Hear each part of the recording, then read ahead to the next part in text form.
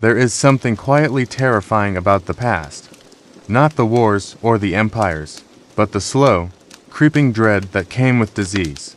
Not the famous plagues that fill textbooks, but the forgotten ones, the small, persistent illnesses that moved like shadows through medieval villages, whispering promises of fever, sores, and silence. It begins in the cold mist of a morning in 14th century Europe. The sun has not yet warmed the soil, the fields are still with dew, and in a wooden house at the edge of a forgotten village, a child begins to cough. It is a sound barely noticed. Children cough all the time. But this cough does not go away. By nightfall, the fever sets in. The local healer shrugs, presses a hand to the child's forehead, and offers a mixture of boiled herbs. It is the best she can do. 3 days later, the child is dead. By the end of the week, so are her brothers, and by the end of the month, the village well is dry, not from drought, but from the absence of hands to draw water. This is not the Black Death. That plague gets remembered. This one does not have a name. It was never written down, never studied, never feared on a grand scale. But it happened, and it was only one of hundreds. We often speak of the great plagues, the Black Death, the Spanish flu, smallpox, but history is littered with lesser-known outbreaks, forgotten by time, yet no less cruel in their effect. They moved through monasteries, crossed into castles, seeped into prisons, and settled into the homes of farmers and bakers. They left no monuments, no songs, no epic poems, only silence. In the Middle Ages, sickness was part of life, but some diseases came like ghosts, unpredictable, unnamed, unexplained. No one knew what caused them. A spoiled breeze, a curse, a sin, bad blood. The theories were many, and most of them wrong. The forgotten plagues were not always dramatic. They did not always come with rivers of blood or cities locked in quarantine. They were quieter, a lingering rash, a swelling in the neck, a sudden death at dusk. In a monastery in southern France, records tell of a strange sleep that fell upon the brothers. One by one, they grew tired, then weaker, then unresponsive. They passed away not with cries, but in silence, with candles still burning by their beds. It was never named. It never returned. In the icy north of what is now Germany, villagers once complained of a sickness that made their skin turn pale blue. Even in life, they grew cold from the inside, even beside the fire. Some said it was a punishment from spirits. Others blamed the stone in the well. By the time anyone came to investigate, the village was empty. We do not speak of these things because we do not remember them, but they shaped the rhythm of life in the Middle Ages. People married young not for romance, but because tomorrow was uncertain. Children were baptized the day they were born. Last rites were given at the first sign of a cough. In the medieval world, death was not rare, but unknown death that was terrifying. Imagine living in a small village where every fourth winter, a strange fever visits. It does not come with rats or trade ships or battle. It just appears. No one knows why. It takes the elderly first, then the children, sometimes the mothers. It ignores the strong, then returns the next year and does the opposite. No one writes it down because no one survives long enough to study it. And even if they did, who would believe them? In England, records mention the grey wasting, a condition in which people seem to fade from life, growing slower, quieter, paler, until they simply cease to wake. No pain, no screams, just vanishing. In Ireland, folklore tells of the hollow breath, a sickness believed to be carried on the wind. It began with breathlessness, then dizziness, then collapse. Entire hillsides of shepherds were found lying in the grass, asleep forever. Was it real, a folktale, or one of the forgotten plagues? We will never know. What we do know is this: medieval people feared illness not just because it killed, but because it could not be named. Without names, there was no protection, no saint to pray to, no ritual to perform, no cure to hope for. And so they invented names. They blamed witches, they lit candles to forgotten gods. They carried charms made of ash and salt. In some villages, families buried the sick with bells tied to their feet, just in case they returned. In Venice, sailors arriving from distant lands were held in isolation for 40 days. 40 giorni. The word quarantine was born. But many of the plagues they hoped to prevent had already arrived. In Poland, a record from a mountain village describes a sickness that struck only in springtime. Its victims became confused, began to speak in tongues, then collapsed. The villagers called it the blooming madness. It vanished within a decade and was never seen again. In Spain, a mysterious red rash swept through a string of churches, affecting only the clergy. Some believed it was a divine punishment, others claimed it came from the wine shared during Mass. The Vatican investigated, then quietly closed the case. The forgotten plagues did not just kill bodies. They shaped behavior, they created superstition. They built walls between towns. They changed how people buried their dead, how they shared food, how they prayed. They taught communities to hide their sick, to fear their neighbors, to abandon tradition in moments of panic. And they left behind questions that will never be answered. What caused the blueskin fever of the Baltic coast? Why did the wasting only affect children born in even years? Was there truly a plague that made people dance until they collapsed? Some of these stories seem absurd. But so did the idea of fleas carrying death before modern science. So did the thought that disease could be in the air, or in the water, or passed from one person to another.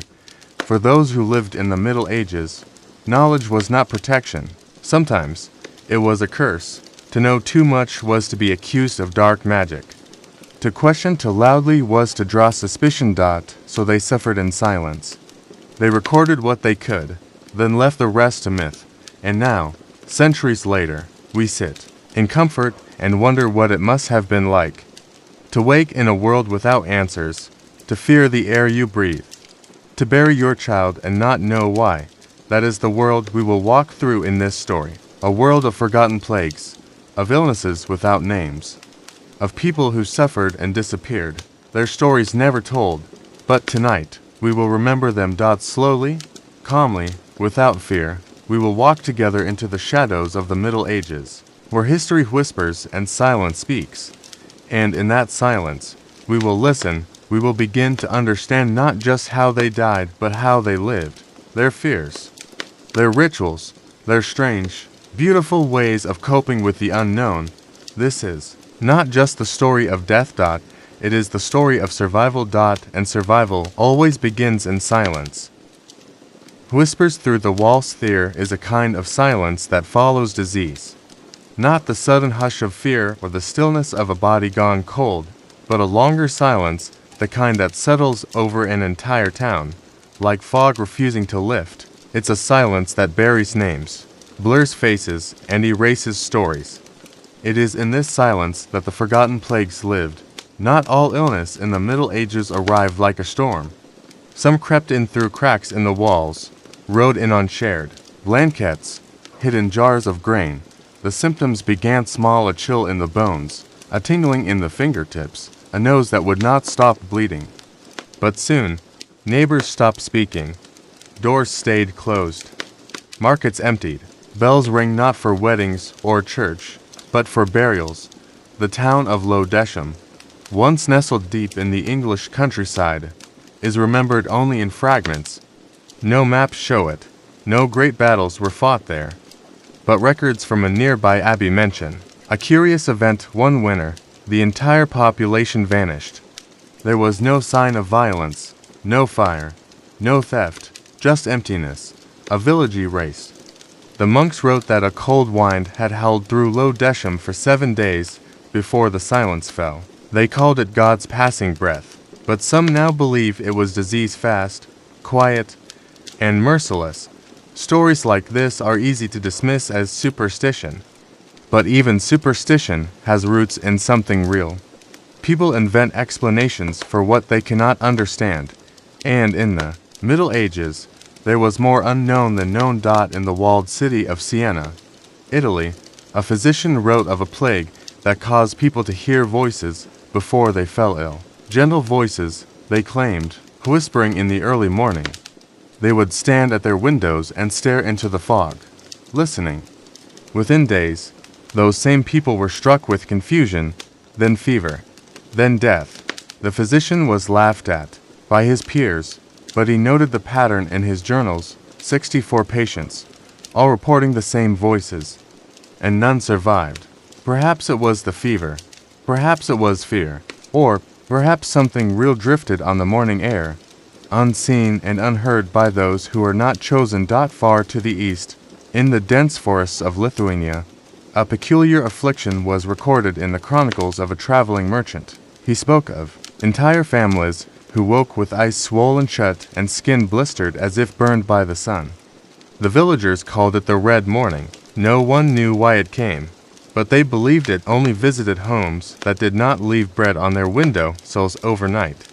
The merchant wrote the story with skepticism, but he also wrote that he left bread out every night, just in case. These forgotten plagues often wove themselves into local custom.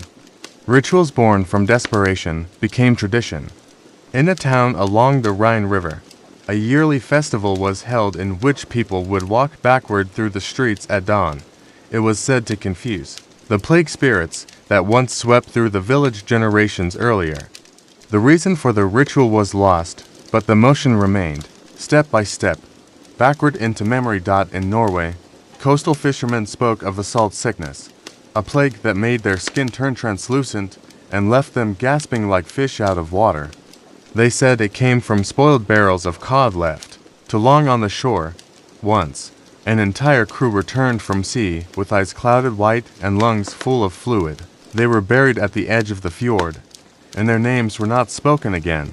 But forgotten does not mean unimportant. Each of these illnesses left a mark not just in death, but in how people change, how they built their homes with fewer windows, how they gathered in smaller groups, how they stopped kissing their children goodnight. The fear reshaped daily life.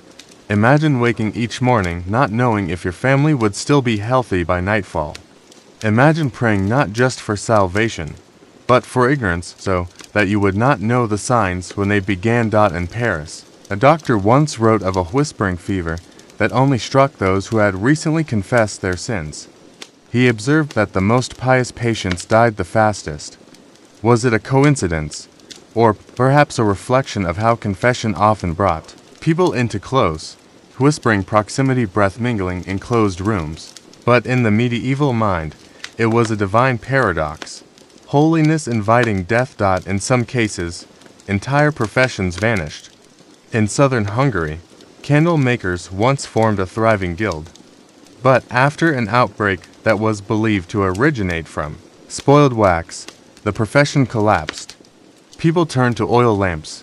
Candles were feared for decades. The art of hand-poured wax was nearly lost, all because of a sickness no one could explain. Then there was the sleeper's plague of northern Wales. It began in a mining town. Young men would fall asleep while working and never wake again. The pattern repeated. 1, then 3, then 12.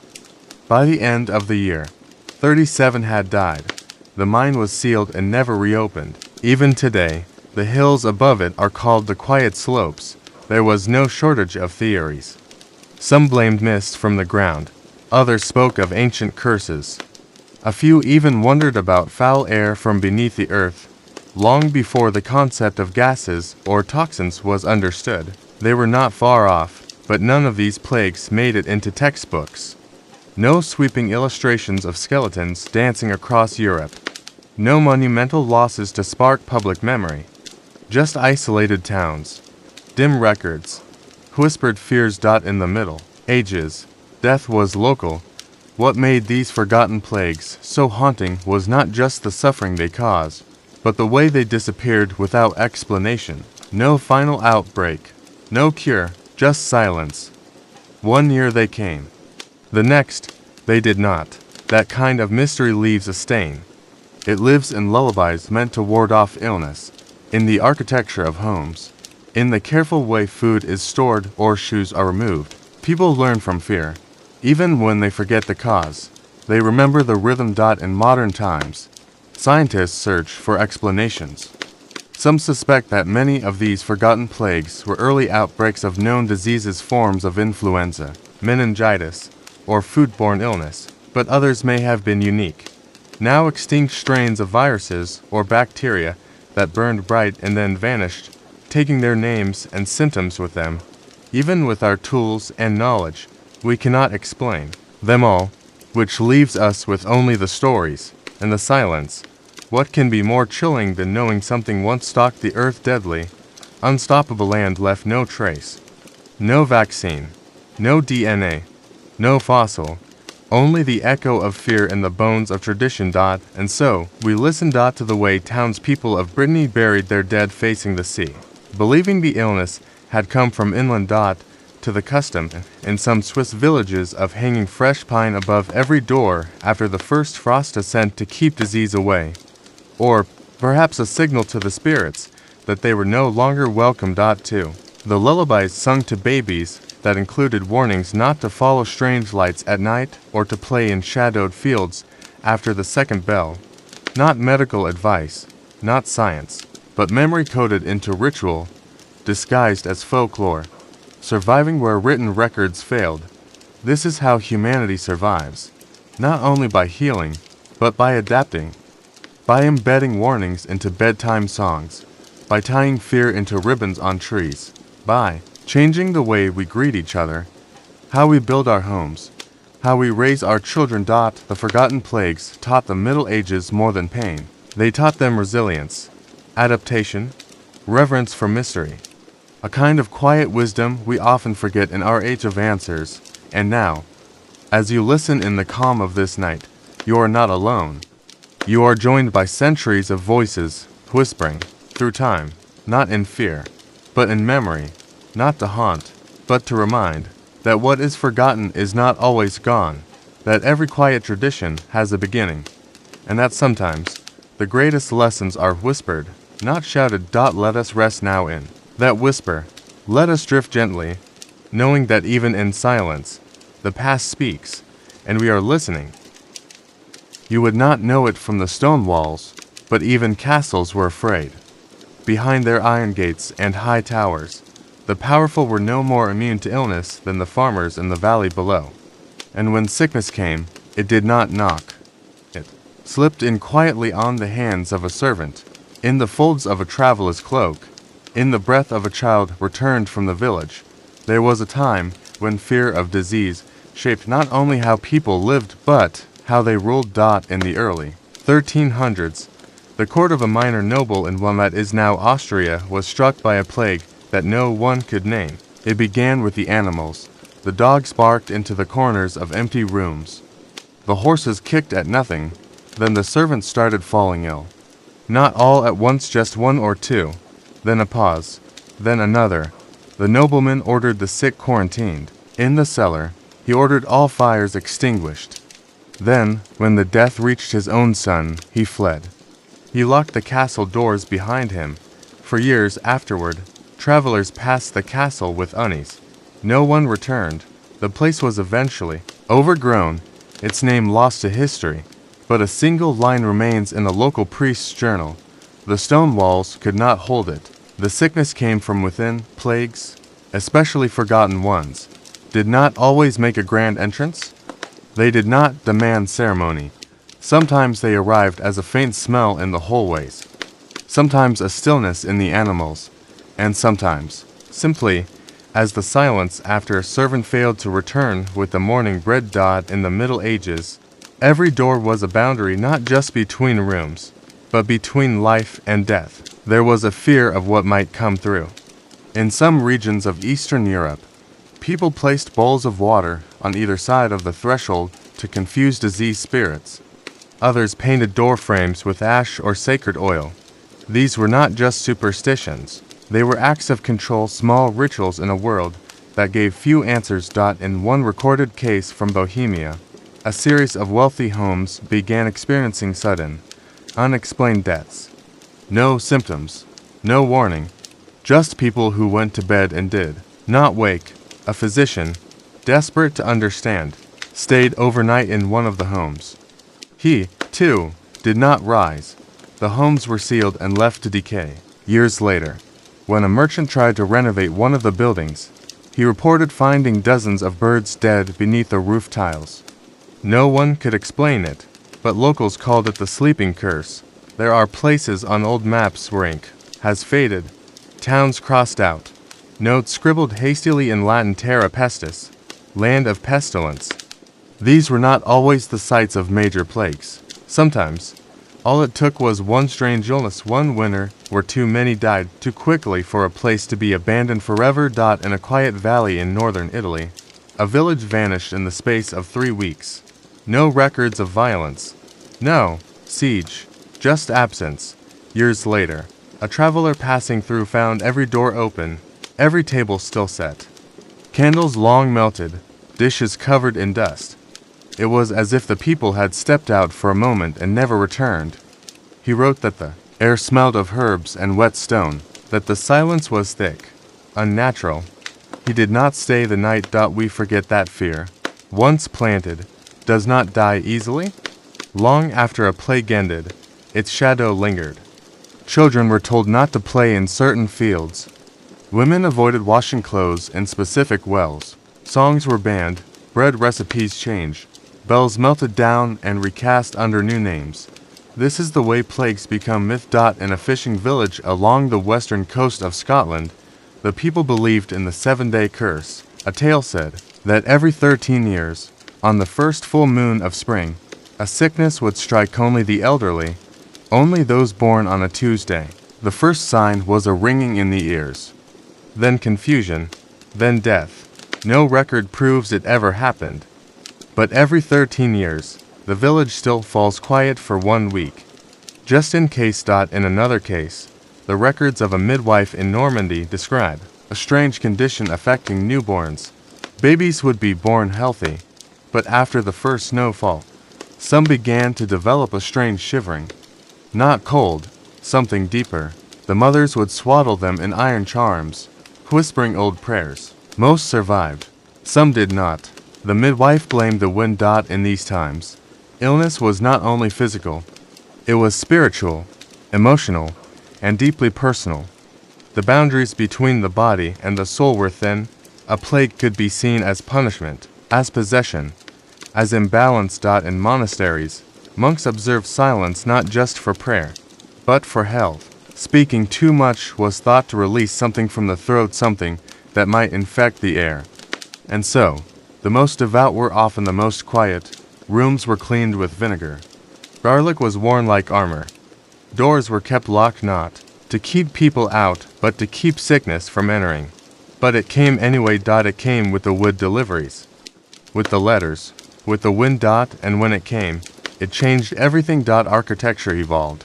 Hallways became wider, windows higher. Wells were moved farther from livestock. Families started eating apart. Beds were spaced. Shoes were left at the door. One forgotten plague in Saxony led to the invention of the door bar, a horizontal beam that could be dropped quickly to seal a room. It spread to other towns. 100 years later, no one remembered why it began. But the bar remained. Even language changed. Words for illness became softer. Euphemisms replaced detail. The sick were said to be resting, visiting the sky, wandering inward, not because the people were afraid of death, but because they believed words could summon it. In parts of the Middle East, records from medieval travelers speak of the cough without sound, a condition seen among merchants returning from long desert trade routes. Their lips moved, but no voice came out. Then the tremors began. The locals burned the wagons they arrived in. The illness never spread. Or perhaps it did, just quietly. The forgotten plagues didn't always come in numbers. Sometimes, one death was enough to rewrite a town's habits. In the city of Bruges, a single noble woman died mysteriously after drinking from a golden cup. The cup was destroyed, and for 2 centuries, no gold was used in any form of tableware. It became custom, then tradition, then law. In the southern Alps, an old woman lived alone at the edge of the forest. One winter, she took in a traveler. Days later, Both were dead. The village, terrified, declared the house cursed. They built a stone wall around it. The wall still stands. Children are told never to cross it. These are not grand tales of empire or invention.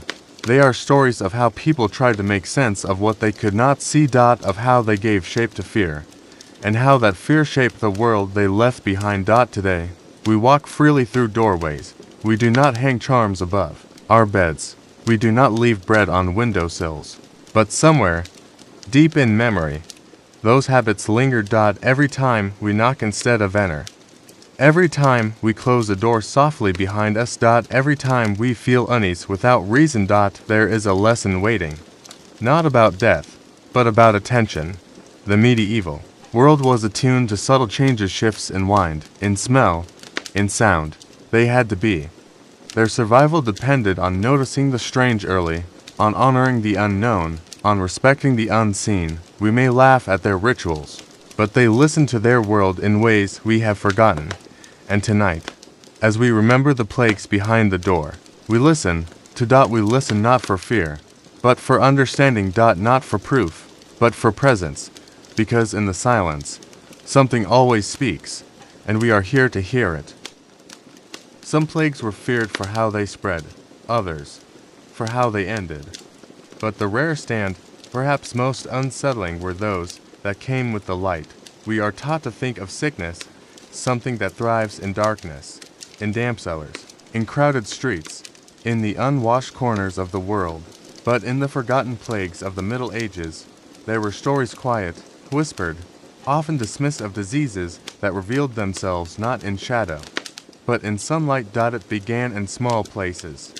A village in the hills of Aragon, Spain, where farmers reported that their skin burned only in daylight, not from heat, but from something deeper.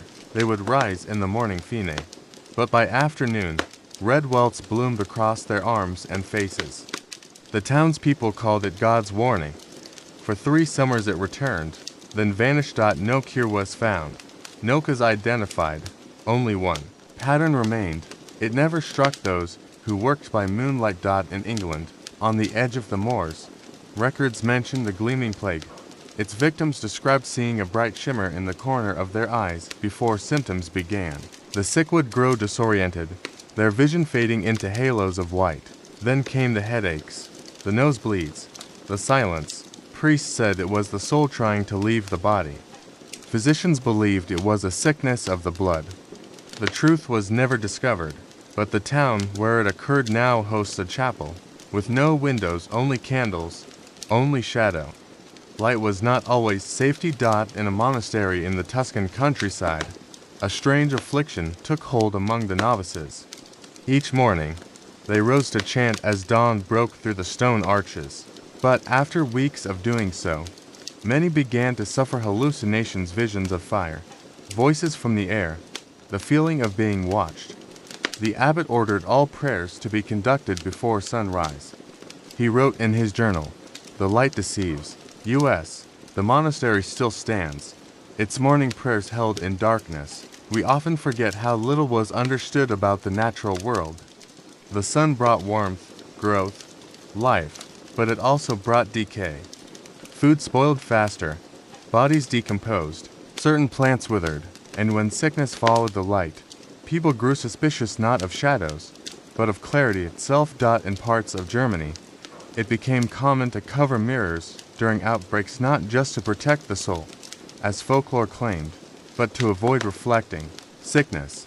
Some believed disease could see itself in the glass and stay. Others feared it would leap out. Curtains remained drawn, homes darkened. Light, once a symbol of purity, became a risk.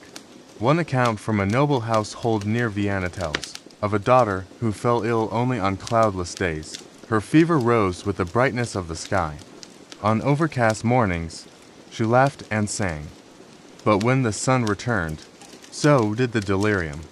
Her room was bricked off, its windows sealed. She lived in darkness for the rest of her days, and was never sick again. Even color played a role. In Icelandic lore, there is mention of the color death, a sickness that turned garments a strange shade to bright, to sharp hand then struck the wearer. Red cloaks faded into rust before the coughing began.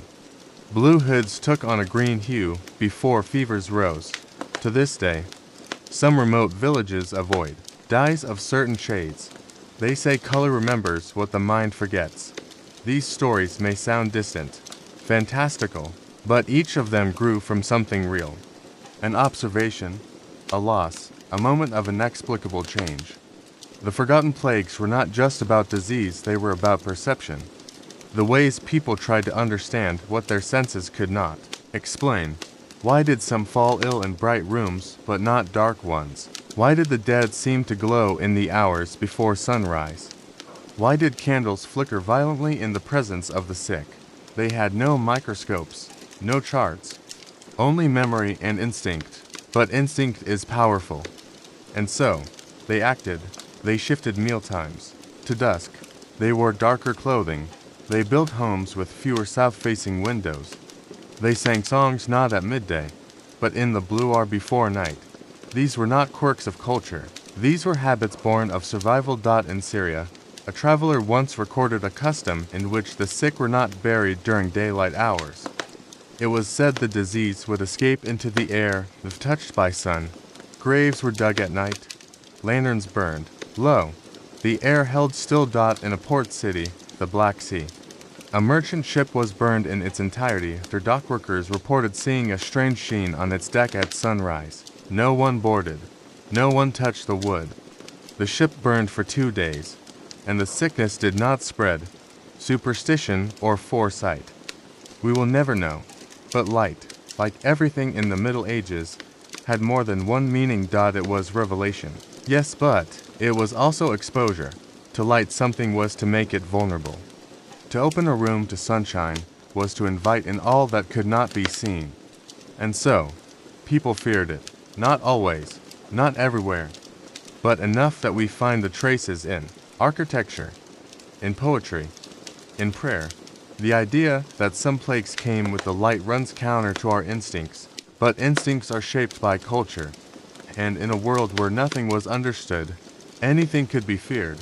The forgotten plagues forced people to question even the simplest comforts: a warm morning, a bright color, a shaft of sunlight on the stone floor. Imagine fearing the light in your own home.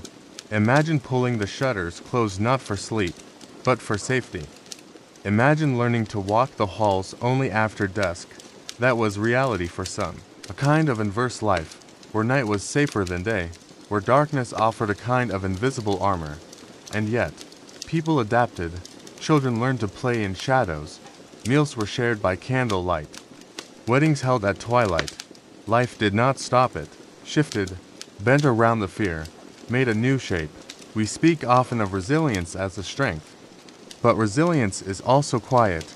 It is the mother who learns to sew by moonlight, the priest who recites scripture in the cellar, the merchant who paints his storefront black because the last one in white was burned. These are not stories of defeat. They are stories of survival. Not heroic, not loud, but steady. Human. And now, centuries later, the lessons remain not always visible, but embedded in behavior. We still close our eyes to rest. We still dim the lights when we feel unwell. We still whisper when someone is sleeping, even though we know they cannot hear us. Habits, echoes, rituals without memory. This is how the forgotten plagues live on, not in records, but in rhythms. Tonight, as you lie still, surrounded by the soft light of this moment, think of those who once feared the day. Think of the people who made peace with night, who found safety in shadow, not because they were superstitious, but because they paid attention. And let that be the lesson, that even when we do not understand, we can still adapt. That fear, when quiet, can guide. That sometimes, the light is not the answer but the question. And in darkness, we listen best. Let the quiet remain. Let the stories settle.